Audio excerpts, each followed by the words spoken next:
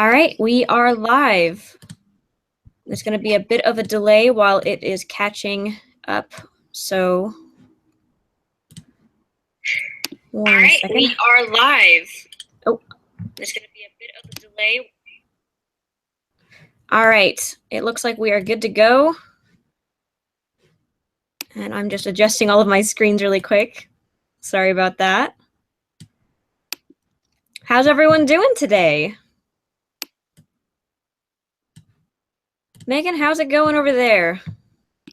Hey Shelby, it's good here. It's so sunny today, so I kind of want to get outside and enjoy the weather. I have lots of work to do today though, so we'll see if I can get outside. But it's beautiful. Same. It's like 86 degrees and just absolutely gorgeous. And my dog is mad at me for making her stay inside today. So mine has been sulking around the house all day. Like I'm a bad dog mom that I don't spend all day at the dog park with her. Yep, that's pretty much the situation here.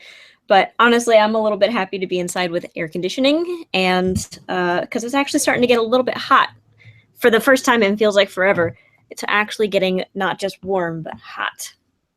But I can't complain because I don't live in Oklahoma, so I can't complain. I know, it's hot down here. But hey, Kathy. Hey, Cheryl. I see Mary, Mariana. Oh my gosh, we've got lots of people coming in. Kit Carson, Colorado. Hey, I'm from Colorado originally. So, hey, Mariana. I'm from Colorado Springs. From rainy South Louisiana. Well, I bet that sounds nice today. Some nice rain. Hello from the Netherlands and Memphis. All right, West Virginia. Excellent, everyone. You guys are representing all over the place. Nebraska, Venezuela. Ooh. Awesome. Correct. Is it really hot there right now, or is it really nice? I don't actually know how far away that is from the equator. That sounds like that would be hot, but I don't know anything about South America. I'm sorry. My husband could tell you a lot about South America. He had a nice trip down to Ecuador a couple years ago in the Galapagos Islands. Yeah, I got to go to Ecuador, and I spent a few months in Peru. And I spent some time in Curacao, which is right off the coast of Venezuela, and it's gorgeous, by the way. I was there for a few months doing some work, but it was good, really good. I forgot that you spent so much time in South America. You have so much cool experience with that. Also, hi, Kansas City. I'm from Kansas, so it's nice to see you. And hi from Chicago. I'm currently in Champaign, so you guys are my future home. So hello. Nice to see everyone. Michelle is here from New Jersey. Cindy from Chicago. Joe from Hanford, California. Okay, we've got Atlanta. We've got, oh my gosh, we've got like every corner of the U.S. pretty much. Just about. Along with Netherlands. So we've got 3 continents so far.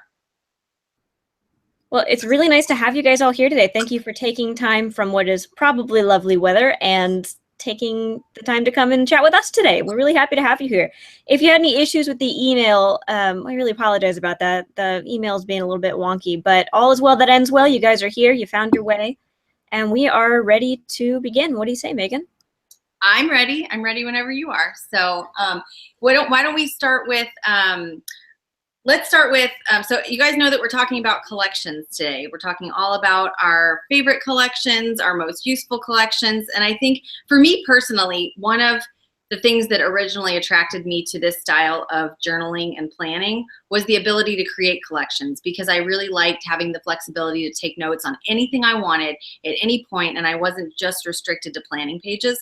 So I'm really excited to talk about this. But I think some of the first, the most useful collections that I've been able to use have actually dealt with planning. So things that I use on a regular basis to organize my planning. Like I have one that is specifically for my planning routine. And that one is really useful for me because every single month, then I can kind of use it as a checklist. So let me make sure you guys can see this okay. But so every month then I can kind of just go through this and use it as a checklist of the things that I need to do, you know, for future planning, monthly, weekly, and dailies. And then it just kind of keeps me on track. And I'm surprised after almost 2 years of using a bullet journal style of planning that I still refer back to this every time it comes to a month or a week that I think, oh, what am I supposed to be creating? What am I supposed to be checking? Because I have multiple areas in my journal that I need to check each month to make sure my schedule stays on track. So that's one that's been really, really useful for me, is just having my planning routine and my core pages and the order of my pages on a page, a collection.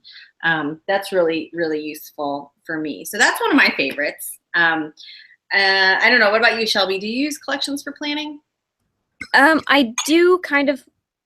I guess I use it more for planning like regular everyday chores and stuff, like meal planning and grocery lists and stuff. But I don't really.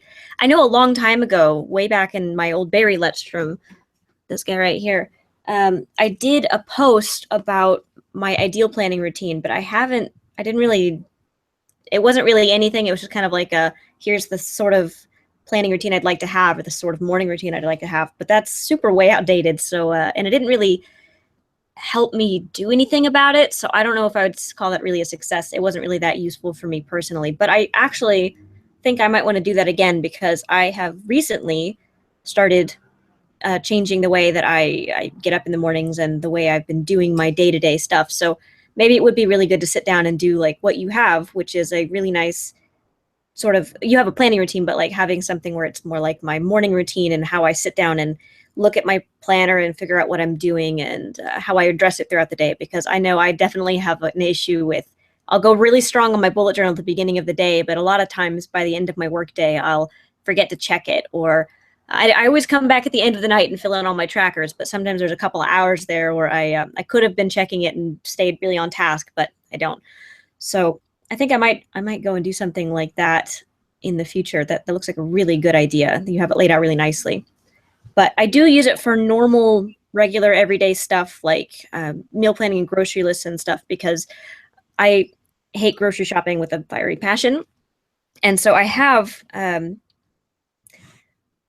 have this really crazy, it's covered with a bunch of stickies from the last time I went, but I just have it for all different kinds of stuff that I'm able to do just to plan out my trips, to make sure that I'm not completely staying off of task and I'm able to make sure not to forget things from the store, because I'm really bad about that. But anyway, I think we're going to be getting into that a little bit later. So Megan, you want to go ahead and take it away?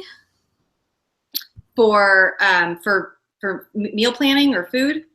Yes, please. Oh, okay. Sorry. No, that's fine. So I know Shelby is really good about meal planning, and I am just not a meal planner. And I joke about this. My meal planning is the time it takes me to unwrap a granola bar. That's just how I am. I just have a really hard time planning out my cooking. And part of that is I just don't really enjoy cooking, which that started after I had kids, because now cooking isn't relaxing. It's my kids running between my legs while I have hot stove, anyway, it becomes a mess. But I am really big on eating healthy. That's been really important to me probably since college, was when I really started trying to pay attention to what I was actually consuming, and it pays off big time when it comes to my energy levels. So I subscribe to the food philosophy clean eating, which most of you have probably heard of, but there aren't that many rules or restrictions with it. You basically just try to eat things with as few ingredients as possible, and you try to eat lean proteins and lots of vegetables, lots of fruit. And the rule of thumb that I like to use is if it has more than 2 or 3 ingredients, you probably shouldn't be eating it. But that's not hard and fast. Obviously, I just said, like, I like granola bars. Why not? But for the most part, I try to stick to these food groups. And it can be hard, though, when I'm going through the grocery store to avert my eyes from all the delicious Oreos and all the yummy things that I really, would eat if I weren't planning ahead and thinking about what I should be eating. So I keep this in my journal. And this is one of the few collections that I've copied over into 2 other journals. When I made a new journal, I copied this one over because it's very useful to me. And I feel like it makes my style of eating look very appealing to me when I open this spread and I'm in the grocery store and I have all of these temptations around. I can just focus on this, and I know this won't steer me wrong if I just stick with this. So anyway, I held that up long enough. You guys probably got your screenshots in that you wanted. So, but yeah, that's probably the only one that I have when it comes to food. I have these great ambitions and intentions of getting better about my meal planning, and especially when it comes to planning meals for the kids, because what I tend to do is I tend to cook what my kids like, and then I eat, a bowl of Cheerios and a banana, and I'm good for the night. But that's probably not the best way to do things. So I do have these great intentions of doing better and starting meal planning and having these recipe trackers. So when I have those, I will share them. But that's it for meal planning, at least for me. I don't know, Shelby, you had a really cool, you had a master grocery list, and you had this really cool Post-it system that you use. Yeah, I think it's pretty cool. I'm pretty happy with it, honestly. I'm gonna toot my own horn there. So I have my master grocery. Whenever I moved my journals, I put these at the very back just so I could flip to them really easily. So I have my master grocery list right here, and all my little annoying little things that I need to take out here.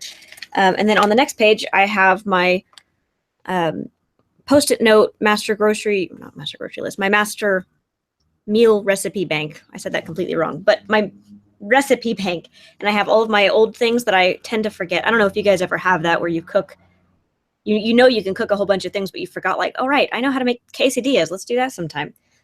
So that's for reminding about those sorts of things. And then the something new, all of those recipes that go to live and then die on Pinterest, I actually bring them into the real world and put them on paper, and I'm much more likely to do them. So I have lots of really interesting little things, and the recipes, like the instructions, aren't on here, but the ingredients are, so I can make sure that whenever I'm planning my grocery list on the page before, I'm able to write down all of the necessary ingredients so I don't accidentally find myself, ready to try a new recipe and completely missing a vital ingredient. So, yep, that's really all there is to it for me.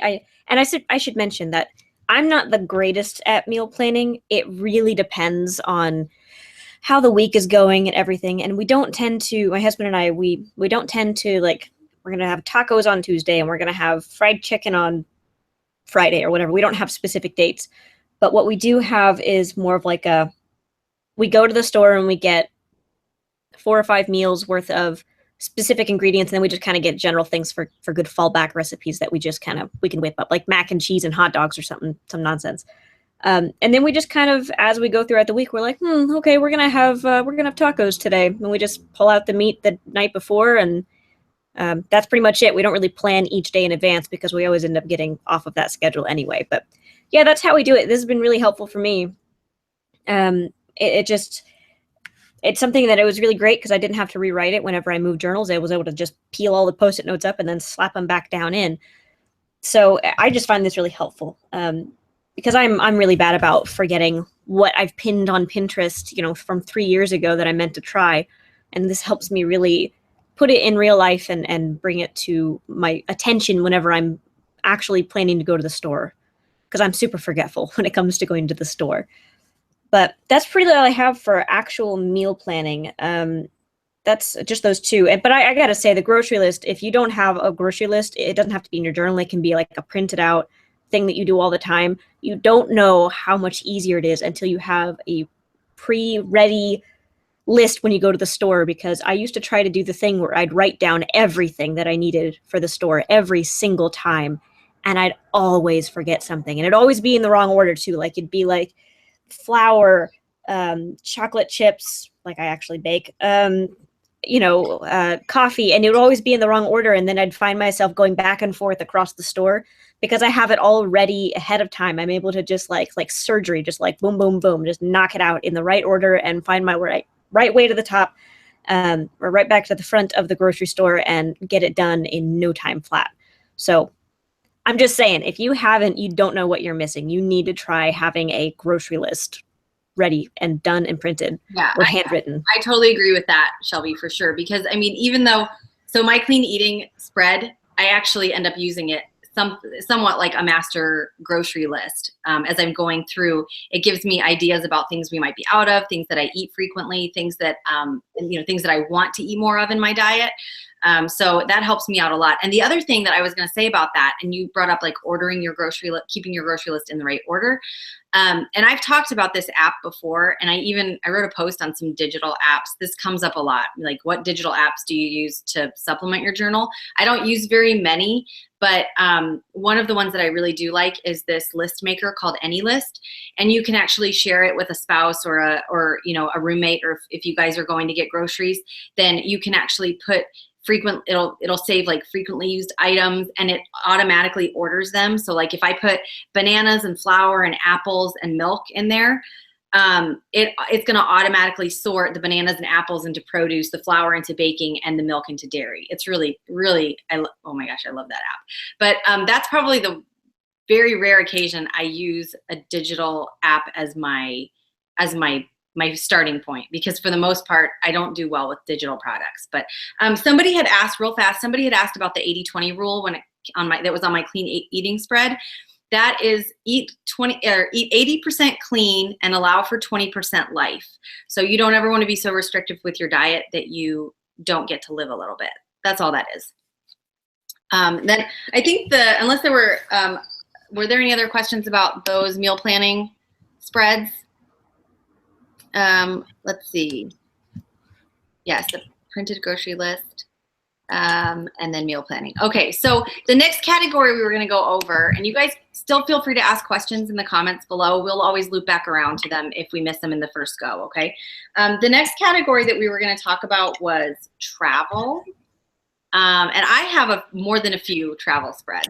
That's probably one of my most frequently created spreads, have to do with travel or moving or packing. Or travel is something I really enjoy, but it can also be very, very stressful if it's not well prepared.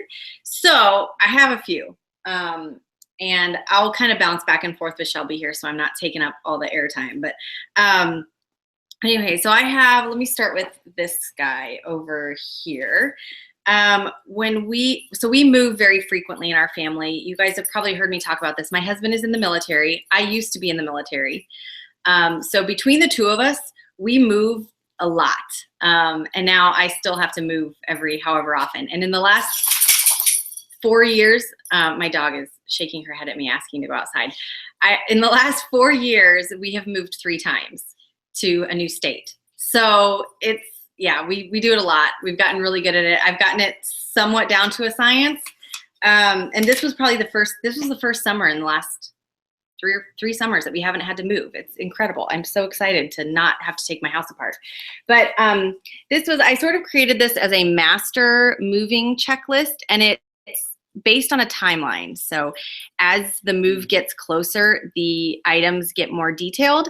So 2 months out, 4 weeks out, 2 weeks out, 1 week. And then, it comes down to just heading to the new house, which for me, once the boxes are in the house and the movers have left, I exhale this huge sigh of relief. Because for me, at that point, the move is over. I don't even care. I don't even care if I'm living in boxes. I don't care. That doesn't bother me. What bothers me is being on the road and preparing and thinking about getting the kids in their schools and moving the mail and, finding a place to live and all those other little things that add up. So I'll leave that there for you guys just for a sec if you're wanting a screenshot or something. But that's my pre-move checklist, and that has helped me many, many a time. And I know, Shelby, don't worry, I'll copy that for you, because I know you said you had a move coming up, but I'll send that to you. Absolutely. I'm definitely going to be needing that like in a month and a half. So definitely. And then the other one that I use pretty frequently, that I just sort of formalized it in my bullet journal not too long ago, because I didn't always do this one this formally, but I went ahead and did it for this trip that I had coming up. And it was this master packing list. And this is just sort of anytime I'm going to take an airplane and go on a trip somewhere that I'm going to have to pack a bag, and I have to think about TSA, and I have to think about my 3-ounce liquids and my quart-sized gallon or my quart-sized plastic bag, all that stuff. This helps me to just stay organized. And I know the one thing I did not put on this list, if you guys take a screenshot and study it later, you'll probably find it. It's a pretty important one, and it's not on this list. And there's a good reason. I did not put a toothbrush and toothpaste on here. And the only reason that it's not on there and that I didn't even think to put it on there is that I keep those 2 items in my makeup bag, and my makeup bag is on the list. So, but if you were to use this list yourself, you might want to add those 2 items. But anyway, that one helps me a lot. Yeah, it's come in handy more than a few times. So I'll take a break because I have more travel spreads, and I don't want to take it up. I don't want to hog all the time. So Shelby, do you keep travel spreads in your journal? Actually, I don't. And I really want to. It's not because I don't think it'd be cool to do. I just honestly haven't sat down to do it. But very recently, as in like less than a week ago, John and I were talking about all the places that we wanted to live. And since I work from home and there's no reason not to, we were talking about the possibility of maybe moving around to different cities and trying new places and just living for short bursts in places. So I think now I might actually start to do a nice travel spread about where we'd like to live. But also, in addition to that, I think I'd like to do a spread about where to travel vacation spots for our honeymoon, because John and I got married more than 2 years ago now, but we did not have the time or the money for a proper honeymoon. And we've been talking about whenever he finishes law school and he takes the bar, when he's done with the bar, we're wanting to go on like a proper real vacation. We're going to go to like Europe or South America or something cool. And so I think that's one that I've been really wanting to sit down and just kind of like look at the different places that we'd like to go and talk about the pros and the cons of each one and the money, and just kind of dream about it a little bit. We're getting down to, we're about a year now, just a little over a year. He should be done taking the bar and we should be good to go for that. So right now I don't, I'm afraid not. The only thing I guess I do have, which I don't know where it is, I didn't even think to grab it beforehand, is camping stuff. I've done camping research before, but it's usually not like a collection that I come back to again and again.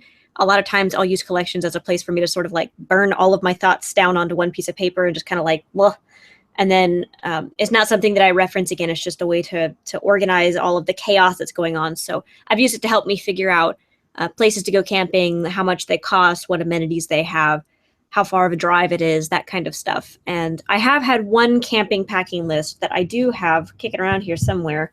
So I'm going to flip around for that. If Megan, you want to take the lead here while I'm kicking around. You're on mute.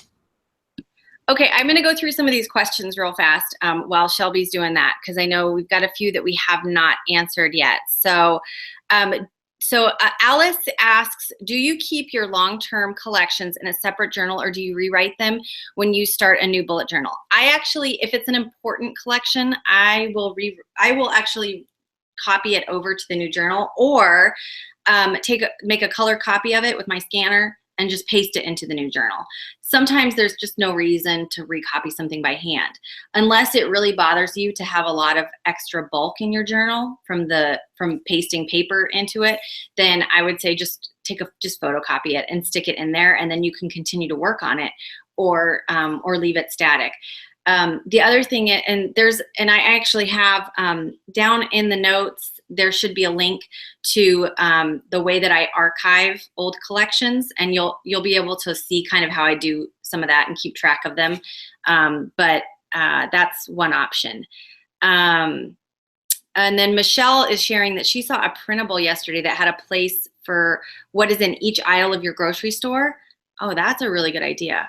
Yeah, I like that. That would help you organize it at least a little bit better. And then let me see. I'm just going to look through here real fast and see if there are any other questions that. Someone asked what the name of the grocery list that you were talking about before. Analyst? It's called Any List. Like you Any can list. Any list in the world. And I actually have separate lists in that app for Christmas shopping, and a list that I share with my husband, a list that is just for me, so I can keep things private if I want, and I don't have to share it with him. Like if I'm shopping for gifts for the family, or if I don't want him to know what shows I'm binge watching on Netflix because they're embarrassing. I don't know, just stuff like that I can keep in my Any List. And then let me see if there were any other. While you're scanning for that really quick, I just wanted to say I found the page that I don't know if I could see that okay. Yep. On this side, I have the different places I was looking at going to, and then on this page here, I have the packing list categorized by kitchen, regular gear, personal, that kind of stuff, and just kind of trying to figure out what stuff. And then I have some stuff at the top because we don't have a complete list yet or a complete gear set for us to go camping without needing to borrow or anything. So we're lucky enough to have a great university that has some rental options for some of the bigger objects like tents or coolers. So I have those rates listed out here. Yeah, so that's one of the only ones that I have, is because camping is actually, it's not exactly cheap, but it's a fairly cheap way for college students to go on vacation without having to really, or just to get to travel without spending a ton of money. So that's really the only one that I have. That's pretty much it. If I had more disposable income, I probably would have some wicked awesome travel spreads. But usually the only places I travel are for pretty much going to Chicago for stuff, which doesn't really need a list. And then the one time that we went to Salt Lake City, I did do a ton of lists, just not in my bullet journal because I was, again, in a state of chaos. So nothing really was like in a nice sort of, I should have put it in my bullet journal, but I just didn't. I was kind of freaking out a little bit. I was nervous about that trip. But in the future, hopefully, whenever we are very rich and powerful people, we can go traveling a lot and have really, really cool destinations, and I can have it all listed out. That's definitely, I'm a huge travel person. I love traveling around and meeting people and seeing places and trying food. I can go on about it. I'm a huge fan. So one of these days, gonna have more.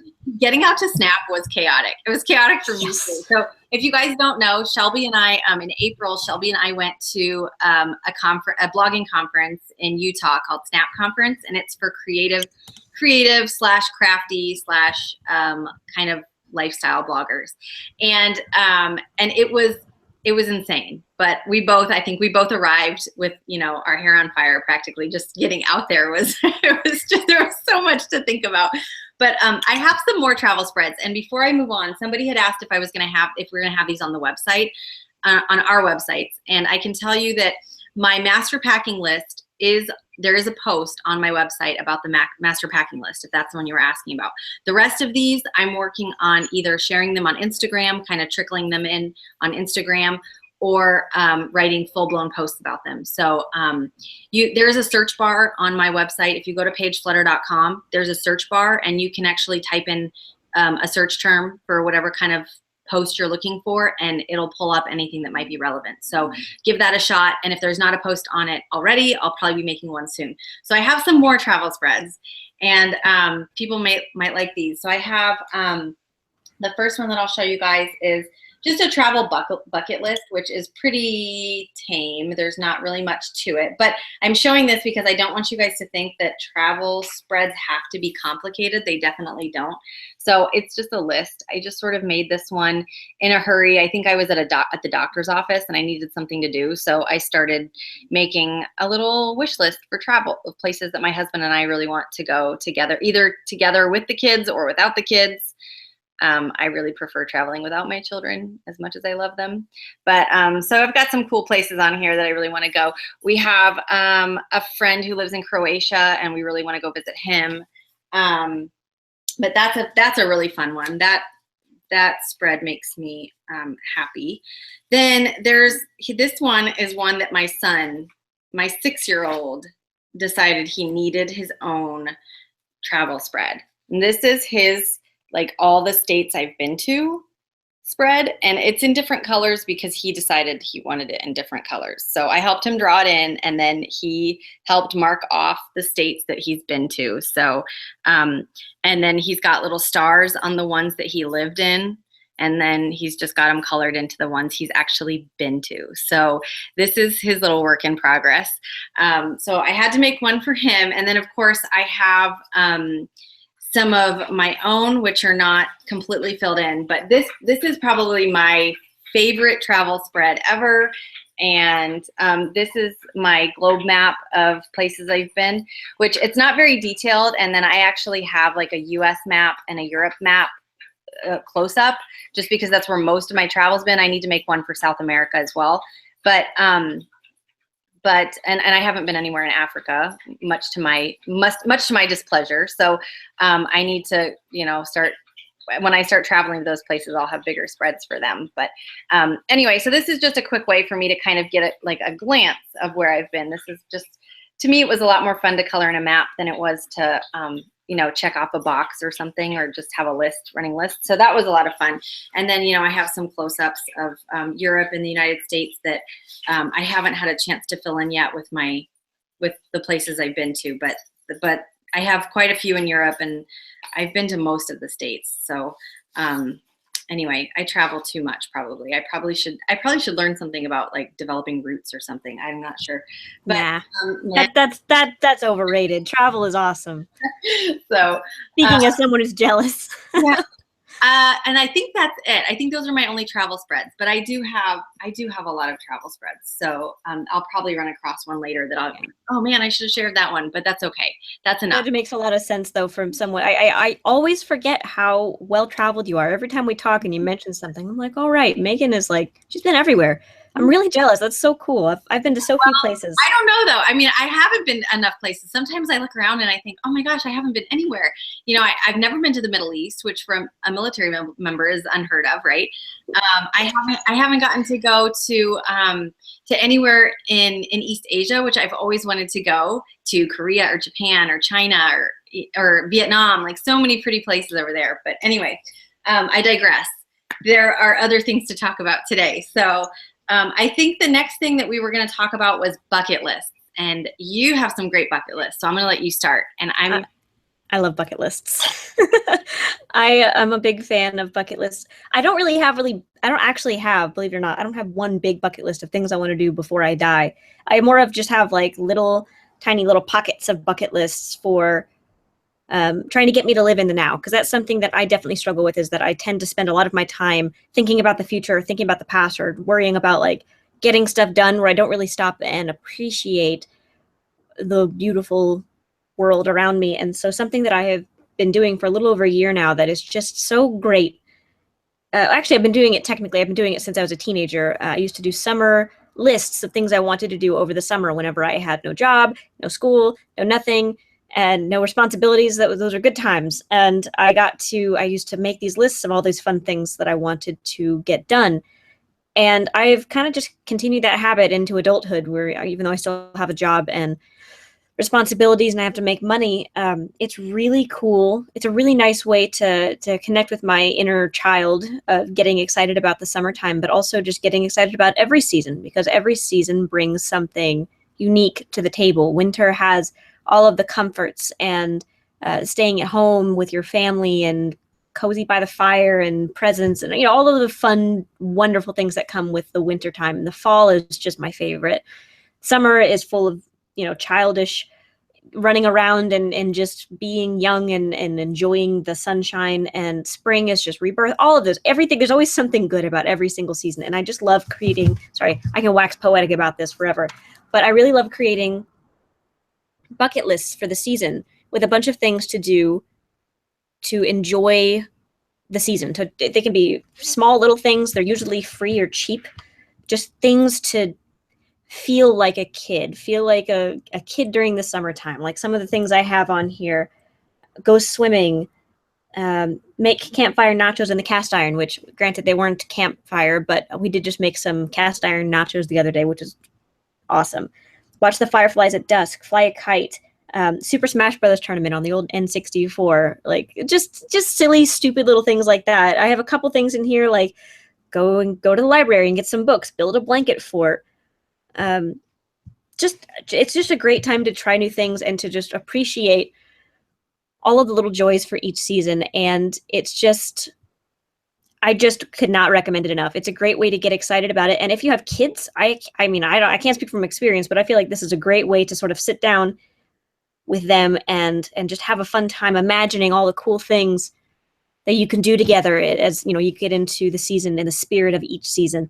But anyway, like I said, I can wax poetic about this. Autumn is my favorite, but I just love the summertime, because even though I have a job and I have to stay inside most of the time, I have to really remind myself that it's okay to go out and just kind of like be stupid and not have to worry about being like a I'm an adult person who has bills. I get to go out and just kind of have fun and be crazy. And I mean, I'm a pretty boring person, so crazy for me is probably not actually crazy, but just to go out and do that is just really great, and I definitely recommend it. It's good for the soul. Okay, I'll stop waxing poetic now. Well, But I share that. I love bucket lists, and I think they're a great way to think about as you head into a new season or into a new month or into a new period in your life. I think they're a great way to think about what you want to get out of it, because unfortunately our lives get so busy that if we don't drive them, they tend to drive us. And it's nice if we have a list to kind of keep us focused. So I've really gotten into this bucket list thing too, and I just like keeping them, and especially seasonal bucket lists for me are a lot of fun. So I have travel bucket lists, and then I have seasonal bucket lists, which my kids actually really get into. My 6-year-old, he's at the age where he can really appreciate that, and he's a very logical, sequential kind of kid. So having a list is really great for him. He loves that. He likes keeping things on track and going through. So fall is my favorite season as well. So I had a fall bucket list this year, which I had a lot of fun with, and I did quite a few of these things. There is a field next to my house where wild sunflowers grow, and they take over the entire field, and it's pretty much open. Like there's no fence or anything. So I went out and grabbed some sunflowers on my bike and stuck them in my basket, and rode back in the fall. Anyway, it was fun.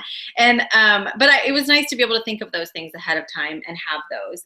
And then I also did a summer bucket list this year, which was a lot of fun, just because my kids are out of school and we're able to enjoy a lot of these things together. So that's a lot of fun. And I actually have a lot of overlap with you, Shelby, which is funny. So I have fly a kite, go camping, make homemade ice cream, go to a baseball game, play in the sprinklers, dance in the rain. We get wicked rain here in Oklahoma, which a lot of you probably know that.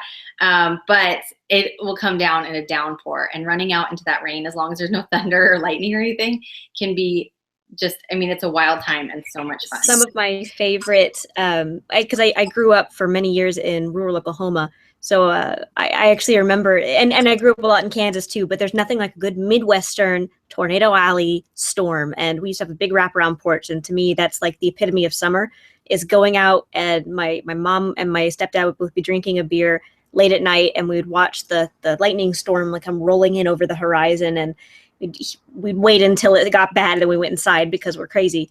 But there's nothing as beautiful as just sitting there and watching this rainstorm come and hit so hard. So I remember those Oklahoma storms. They're incredible. Yeah. I miss them. I really miss them in Illinois. You don't get them anymore. I actually and when we get one at night, that's the best for sleeping well. I sleep definitely all the time, right? But the other thing I made this year was, so again, I'm working a lot this summer. I've got some projects going on, and with my kids, because I work from home, having my kids underfoot in the summer can be really hard. But that means that they almost inevitably start asking for, Mom, can I play with the iPad? Mom, can I play with your computer? Mom, can I play with your phone? And I really don't like that. I don't like my kids playing video games. I don't like them learning to consume electronic products in that way. So I put together a spread of just screen-free summer ideas. And as I was making this, I realized that it wasn't nearly enough. So I have a post, there's a link down in the notes, and I wrote an entire post on it where when I was finished with this spread, I just decided I needed a much longer list. So I made a whole list of like things that kids can do by themselves, things that you can do as a family that have nothing to do with electronics or screens or relying on that kind of technology. It's more about experiencing real life. So I made this one, and this was a lot of fun for me to make, just because it made me think outside the box as well. Sometimes as parents, it's much easier to just let your kids go, watch TV or play something, but it forced me to think about ways to stretch their imaginations and get them using their brains. And I'm trying to get them to be creators rather than consumers of ideas. So that was really, that was a lot of fun to make that spread. So, and that's really for me it on bucket lists. I mean, I do books to read, and but my books to read spread is really just a list of books. I don't have like a pretty bookcase or anything. It's just a list of books. So, and that's about it for me on those. Other than that, I've got, I think the other ones were maybe some gratitude spreads and quotes and things like that. Yeah, I think that's the next on the list. As for the reading list, I don't actually have anything. One of the things that I kind of stopped doing, along with drawing and art, whenever I hit college, is I kind of stopped reading recreationally as well. Like I used to read constantly all the time, and now I'm just like trickling through books. I'm still reading some, but just not as much. So that's something that I'm definitely wanting to do, is create a reading list and really start to try to work towards reading books and not just kind of wait for them to fall in my lap like Game of Thrones did. And actually like go out of my way to cultivate thought and read books. So yeah, I don't have one, but I gotta say I really, really, really want one. And I definitely respect anyone who has one and actually reads, because that's just really cool. That's a great way to spend your time. But yeah, as for the next thing, we're going to talk about some trackers and logs and whatnot, which are technically collections because they're not anything else. But to me, I still kind of count them as my monthlies, because I usually have them like in right after my monthly, and I have them as an installment every time I set up my month. I set up my gratitude log, my habit tracker, my memories page. I just started doing a mood mandala, and I just started doing an affirmations log. So I have like all of these things that I'm always doing, which are technically collections. I always forget about it because it's just always right there in my monthlies. So what have I got? So gratitude log is a great place to start, I think, because I'm huge on positive thinking and positive psychology, because I didn't focus on positive psychology when I was studying psychology in college, but I definitely really considered going into that field and getting into it, because I think it's just the bee's knees. I think it's so cool how there's actual science behind thinking positively and having good results. But one thing that you can do that's super easy and super free, like there's no effort into it at all, is just to do a gratitude log, which is just all you got to do is just write down one or two things every day that you were thankful for that day. And it can be as elaborate as, or it can be as specific as I'm thankful for a specific meal that I had today because it was really good and I got to enjoy it with friends. Or it can be something as general as I'm really glad for the weather being as nice as it was. Or I'm really glad that I had food in the fridge to eat, because even on the worst days, there's always tons of things to be thankful for we just take for granted. So it's a really great exercise in positive thinking and counting your blessings, remembering that you have a lot of awesome stuff going on. And right in conjunction with that, I also started doing an affirmations log, which I just started this month. And basically, it's how the difference between a gratitude log and an affirmations log is a gratitude log is something you fill out at the end of the day in remembering all the things that happened that day and looking back retroactively, okay, these are the things that happened to me today. An affirmations log is something that you look forward to, such as, if you don't know what an affirmation is, it's basically a short, simple phrase that you say. It's a positive phrase that you say out loud to help you instill more positive ideas in your head. And that sounds kind of silly, but a lot of people walk around saying negative things all the time to themselves. Like, I can't draw, I'm not good enough, I'm not smart enough, I'm not beautiful, I'm fat. They just say all these really negative things about themselves all the time. And an affirmations log is the opposite of that. It's you say positive things, and eventually you will begin to believe these positive things because you're saying it out loud. It's essentially fake it till you make it. If you smile, there's actual science. If you smile and you fake a smile, even if you feel like garbage, eventually you'll start to feel happy because you're faking that smile, and it just somehow does some weird witchery with your brain. And the same thing is true with an affirmations log. So basically, at the end of the day, when I'm filling out all my other logs and trackers, I think of anything that I was feeling a lot of self-doubt about today, or anything I was stressed about. And then I write down my affirmation for the next day. And then throughout the day, I remind myself of that affirmation. So one that I've seen a lot just in my month so far has been, I can balance it all. And I'll say that to myself. I'll look myself in the mirror when I go to the bathroom, or when I walk by my dog to go get coffee. I'll look her in the eye and I'll say, I can balance it all. And it seems really silly, but it's just a great way for me to kind of like pep myself up and get going. Because if I'm feeling like I can't balance it, I can't do it, it's too much work, then I can just tell myself, I can tell my dog, I can balance it all. And it's just a really great way to pep yourself up, be more positive, have more gentle self-talk, and just generally be nicer to yourself, because people don't realize how mean they are to themselves all the time, because it's completely normal. Everyone's totally, it's completely normalized to just kind of like have wicked self-depreciation, and it's not healthy. It's not a great way to go about things. So that's something that I would definitely recommend. It's super easy. There's nothing to it. It's just an exercise and being more positive every day. That's really all there is to it. So yes, I would say that the gratitude log and affirmations log are two things you can do super easy to just fill out every day and be a little bit happier, be a little bit more positive, and have a bit more of a smile on your face every single day. I totally agree. I do a lot of gratitude logs as well as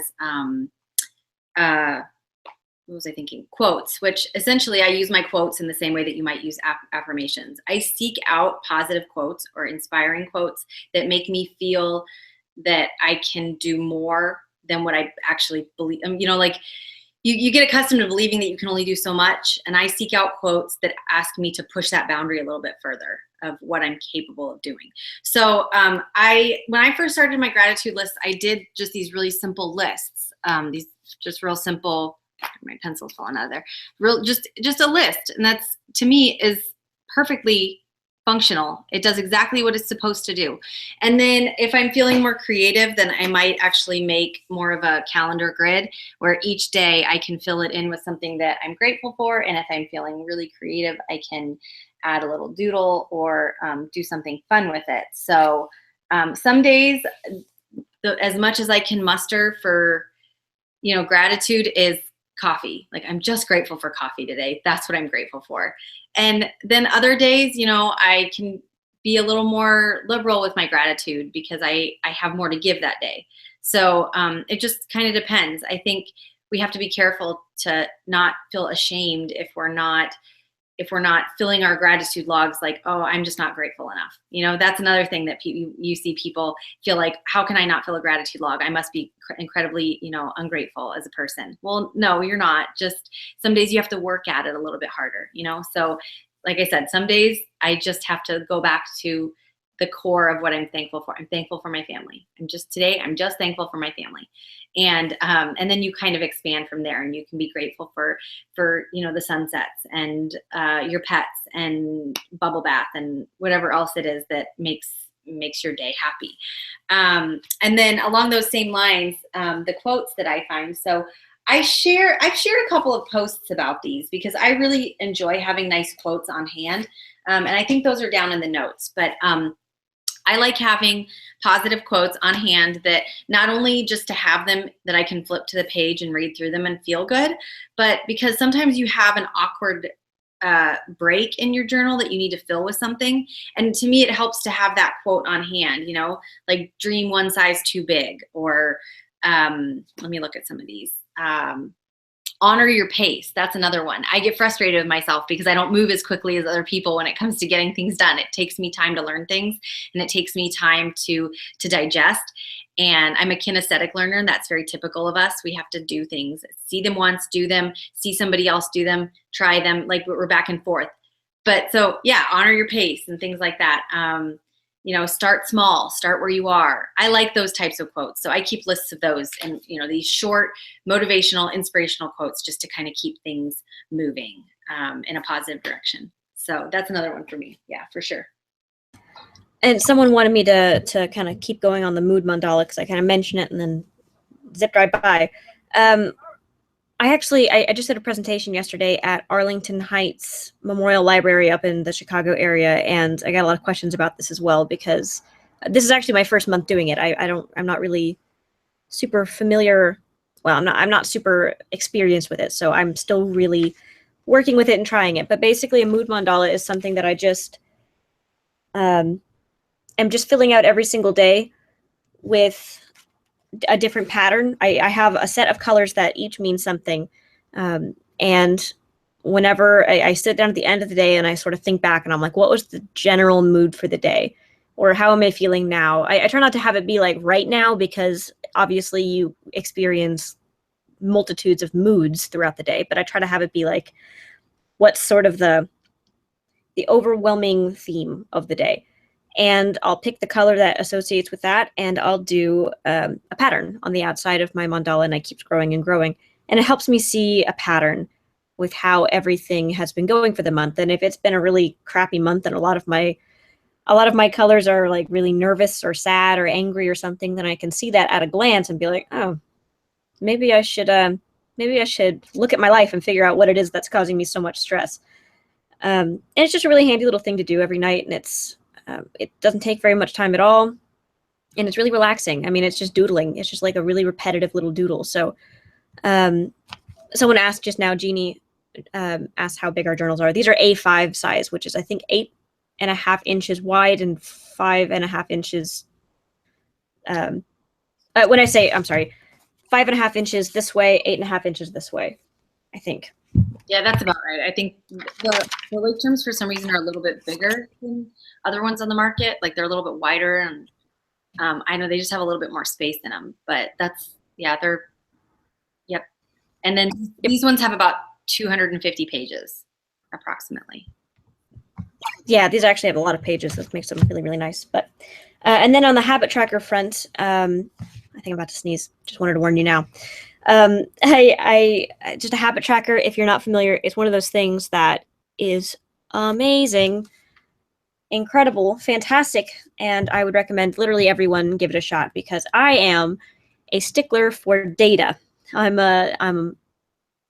was trained as a data scientist officially, and so I love data points. I love data points, and that might sound really boring, but the reason why I love them so much is because you can't change your life.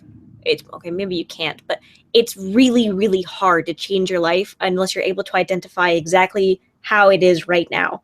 And that means if you're trying to get rid of bad habits, then it's really hard to figure out how to get out of that bad habit unless you know how often you're doing it. And if you're wanting to build good habits, then it's really hard to build a habit of doing whatever, whether it's exercise or drinking water or whatever. It's really hard to build a habit unless you know how often you're doing it. The habit tracker is all it is you write down your habits on one side right here, and then you have the days of the month across the top.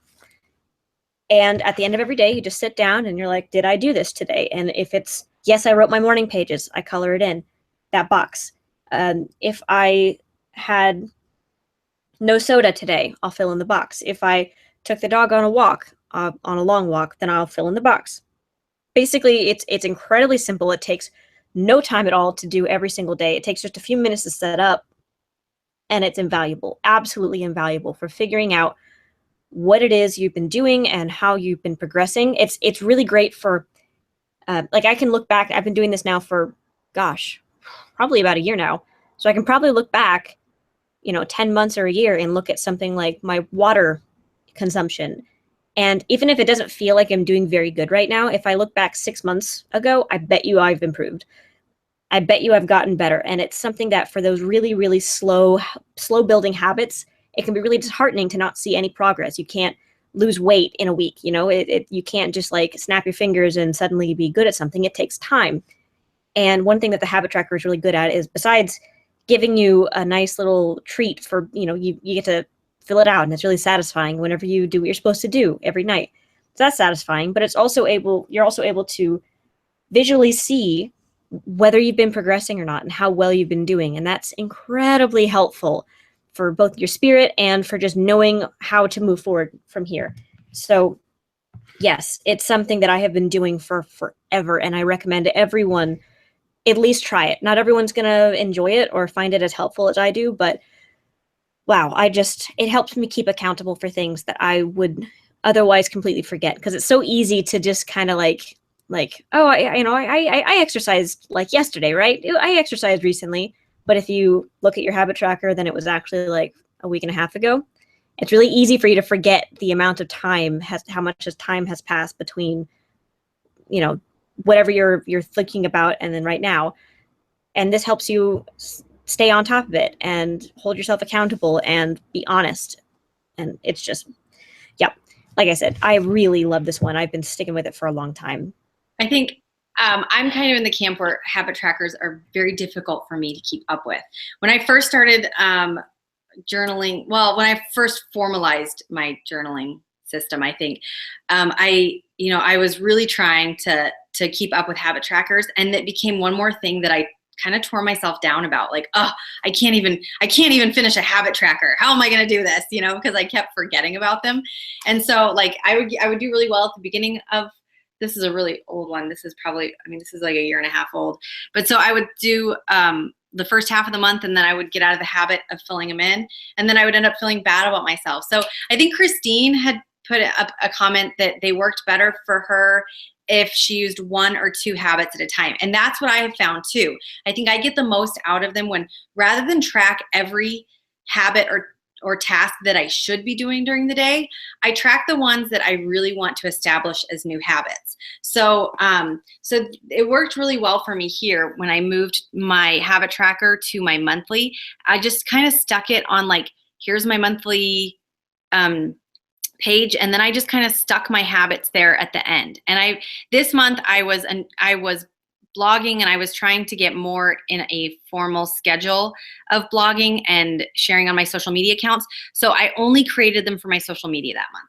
And I got more out of that than I did with those big full page trackers that a lot of people use those and they love them. They get a lot out of them, just like Shelby. She gets a lot out of that type of tracker. For me personally, I need 1 or 2 or 3 habits at a time. And I have to focus on the ones that really, really matter to me that month. And part of that is because I still have small children. So in a day, I have a lot of little things that I should be doing. I should be walking the dog. I should be spending quality time with my kids. I should be cooking a home cooked meal. I should be doing all of these things, all of these habits that I really want.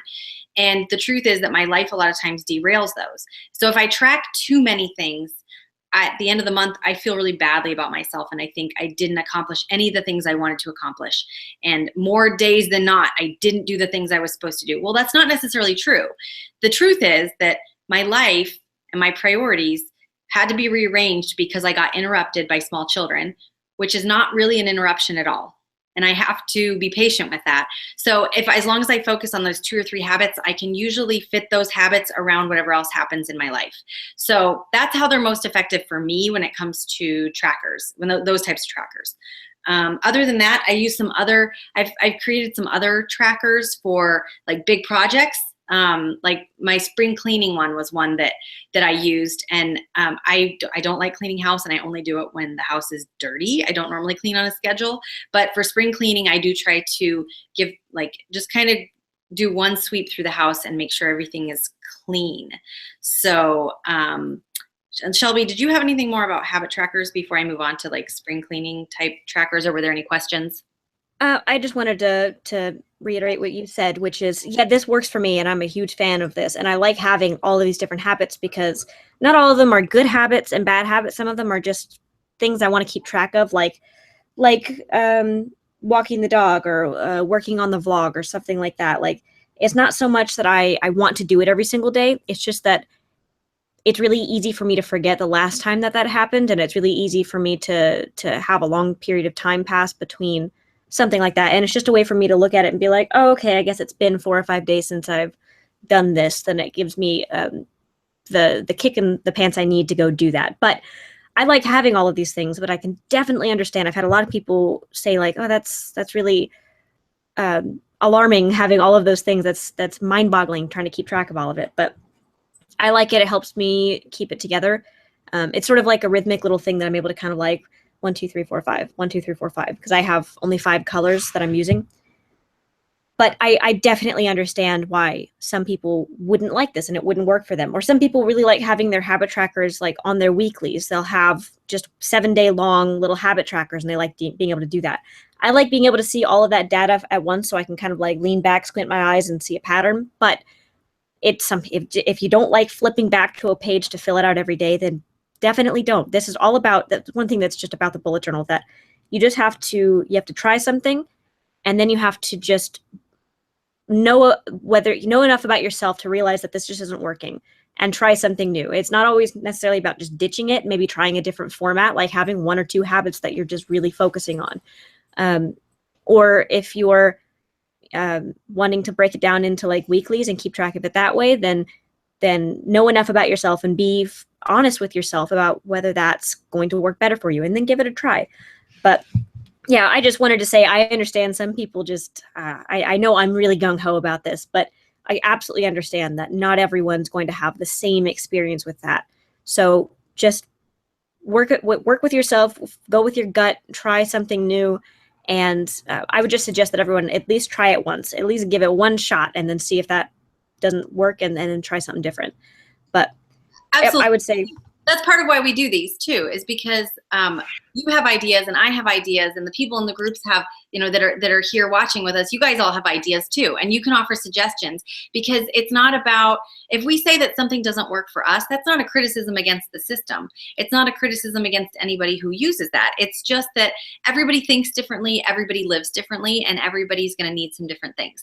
So Shelby and I are really good about that, if she's really good at something, I can turn to her and ask her for help on it, because it's something she is really good at, and she can help me kind of break that down and change it and figure out how it'll work for me, and vice versa. So if you guys see something that we're doing and you like it and you think it's going to be great, and then you try it and it doesn't work for you, like that's okay. Like, that's not a problem. This is just what works for us that we're sharing. So and I think that's what's, like you said, that's what's so great about this style of planning, for sure. So, okay. Were there any other questions that you guys had before we move on to a couple different types of trackers? Anything else? And while we're waiting for that, I just want to point out that it is about 3 o'clock, so we are going to be wrapping up pretty soon. So if you do have any questions or anything that you wanted to throw down for us to read or answer, then please go ahead and do it now. Elizabeth said I track about 4 to 5 pages at a time, or 4 to 5 habits at a time. Yeah, I think that's a really good amount. I think about 4 or 5 is probably a really solid amount of habits for most people. I know in psychology anyway, the amount of things that one person can hold in their working memory at one time is 7 items plus or minus 2, which is why phone numbers are 7 digits long. Fun fact. So yeah, it makes sense that keeping it around that number would really work for a lot of people. I think somebody had asked about how far in advance we do our weekly pages. I do my weekly page on Sunday night. That's when I do mine. So that's pretty much when I do mine too. Sometimes I will sit down, and if I'm filming them, which I do sometimes, just so I don't have to set up my little filming situation, because I have to pull my desk out, and it's a whole thing. Sometimes I'll film 2 at a time, just because I'm using the same format, and I'll just do different colors, but I don't go any further than that. But usually I set up Sunday night for Monday through Sunday weekly setup. Yeah, same here. I usually do either Sunday afternoon or Sunday night. Then I review my monthly page for any new appointments that I've had, and anything else that needs to be scheduled for the week. I put that in my little weekly spread. I do a single page weekly, which you've probably seen me share it on. If you follow me on Instagram, you've probably seen this guy. So I do let me find one. There's one. So I just do like this single page weekly, where I have my appointments for the week, and then any kinds of goals or projects, blog tasks, and then other just life things that I might have going on.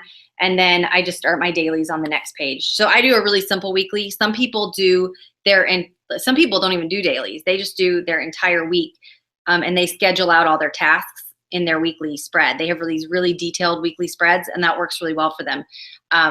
I do better with a short weekly and then moving on to dailies, because it's a little more fluid for me. But yeah, that's when I do mine, Sunday night.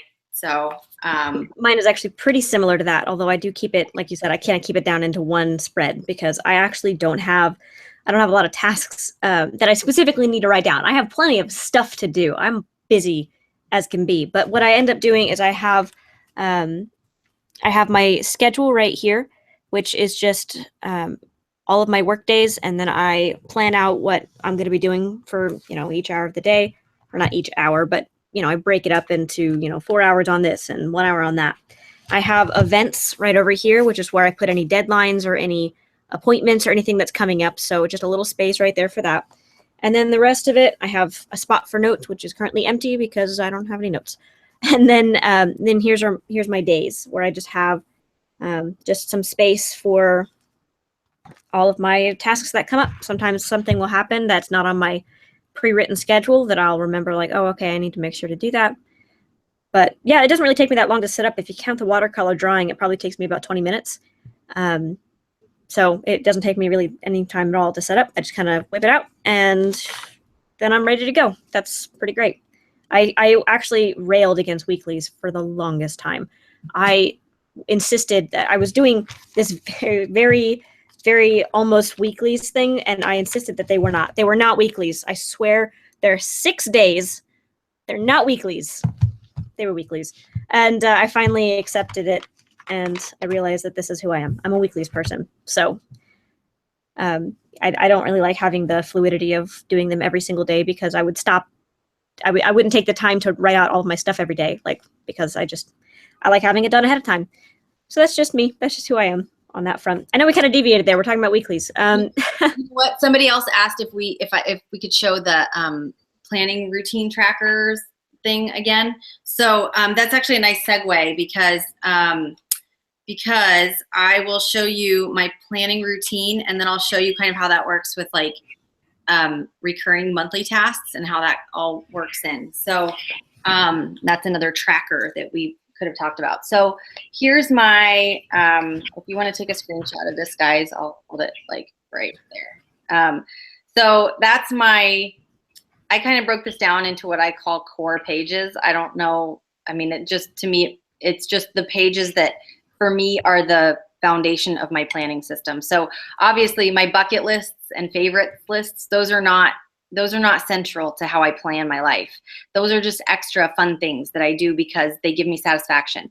But something like my monthly page or dailies or my future planning or my 6-word stories, that's actually a foundational page for me because I have to do it every month because I run the 6-word story challenge on Instagram. So there's that.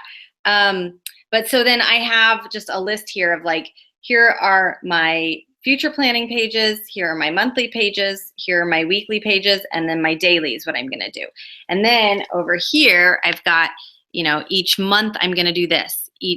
And I say annually I'll do this, at the end of the month I'll do this, which is normally creating the monthly spread for the next month. And then at the end of the week I do this, and then each evening I do this. So I do my evening planning for the next day, the night before. So before I go to bed, I sit down for about 5 minutes and I plan out my day for the next day. And sometimes I'll do it right after dinner before my husband and I settle in to watch TV or relax. But then I can just plan out, what's coming next. Then each month, part of that is that I check my future planning before I create my monthly, and I also check my recurring task tracker. This is a layout that I sort of modified from one that Kim from Tiny Ray of Sunshine had shared. She kind of shared one that I liked, and so I sort of modified it for my own uses, and these are things that I have to do every month, and I sort of just keep track of them. Some of them are blog related, some of them are not, some of them are just things I have to do for my family. And then over here, I put this page opposite my goals because then each month I can take a look at my goals and see how I'm doing on my annual goals for the year, and just kind of see if there are any adjustments that need to be made, or if that goal has been pushed off by something else. Maybe something else came up that, is going to have to delay this goal. It's going to have to be a next year goal or something. That happens. But yeah. I hope that answers the question on that, because someone had asked about it. And then, I was going to go over the spring cleaning tracker, but there's a post down in the notes. So you guys can take an up close look at that if you decide that you want to look at it, because I know we're getting short on time.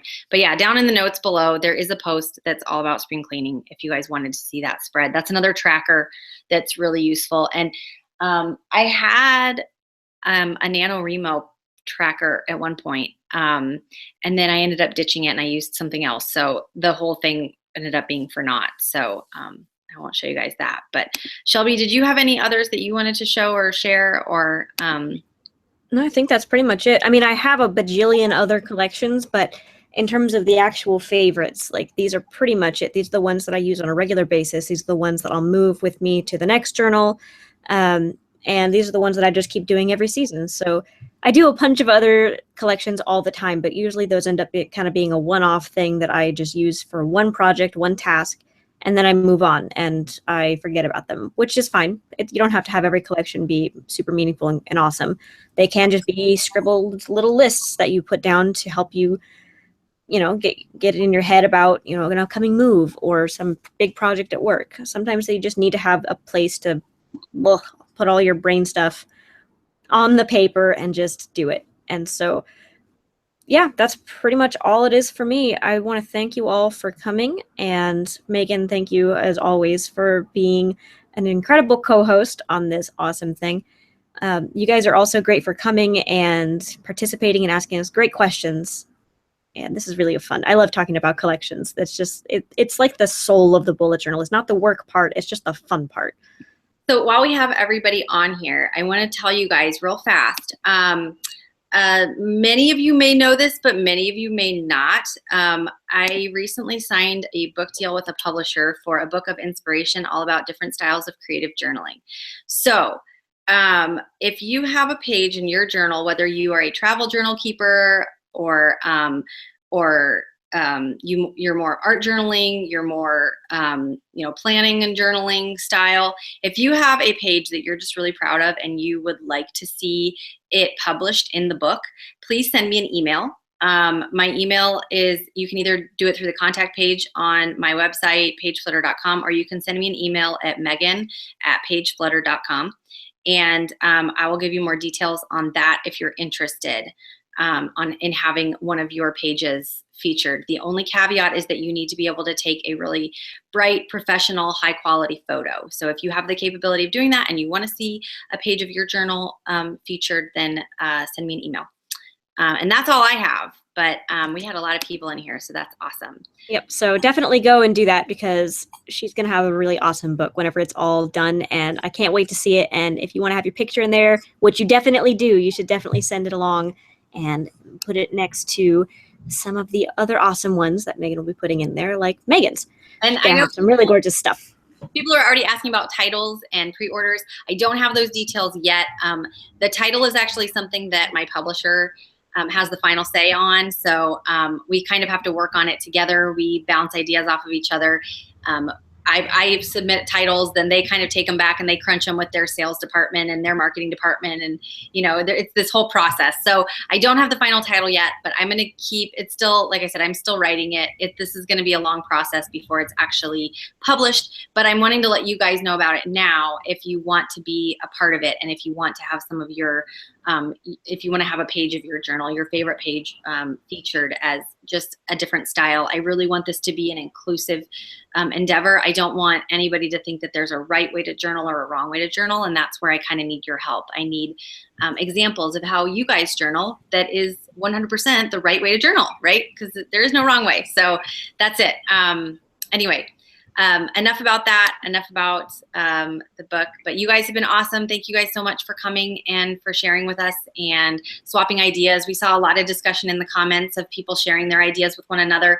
So thank you guys for that. You're always so open and caring to each other, and you participate so well. So thank you for that. Yep. Thank you guys so much for taking time off of your awesome weekends to come and join us and chat with us. It's always a pleasure. We always love talking with you guys, and it's always lovely having a discussion with you, Megan. So thank you guys so much, and we will catch you next time. So have a wonderful June. Bye, guys. Bye.